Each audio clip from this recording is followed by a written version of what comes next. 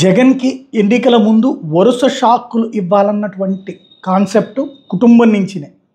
ఒకటి Sharmila PCC chief హోదాలో మా అన్న అట్లా అన్యాయం చేశాడు, ఇట్లా అన్యాయం చేశాడు రాష్ట్రాన్ని అంటూ రాజకీయంగా నిలుతుంది. ఎందుకంటే తనకి ప్రాపర్టీ ఇష్యూనో లేకపోతే మరొక ఇష్యూనో మాట్లాడితే జనానికి సంబంధించినంత వరకు అవగాహన ఉండదు కాబట్టి. అది ఒకవైపున దెబ్బతింటూ ఉంటే, అంటే దెబ్బతీసే ప్రయత్నం చేస్తుంటే, మరొక వైపున మరొక సోదరి సునీత తాజాగా రంగంలోకి దిగారు. వివేకానంద రెడ్డి గారి అమ్మాయి సునీత ఏకంగా, అంటే ఇంతకుముందు వివేక మర్డర్ కేసు సునీత ఇష్యూ అప్పుడే మనం మాట్లాడుకున్నాం, ఖచ్చితంగా ఎలక్షన్స్ ముందు ఈమె రంగంలోకి దిగుతారు అన్నటువంటిది. ఇప్పుడు అదే జరిగింది.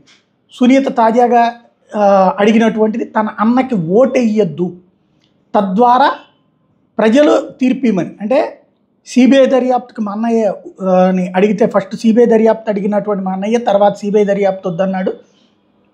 అదేమంటే ఏదైతే మా నాన్నని ఓడించింది మా వాళ్ళే, ఓడించినటువంటి సందర్భంలో ఆ ఓడించినటువంటి వాళ్ళని సంబంధించి ఆ తర్వాత అక్కడికి అయినా కూడా మా నాన్న తగ్గక యాక్టివ్గా పనిచేస్తూ ఉన్నారు కాబట్టి అందువలన ఆయన్ని చంపేశారు.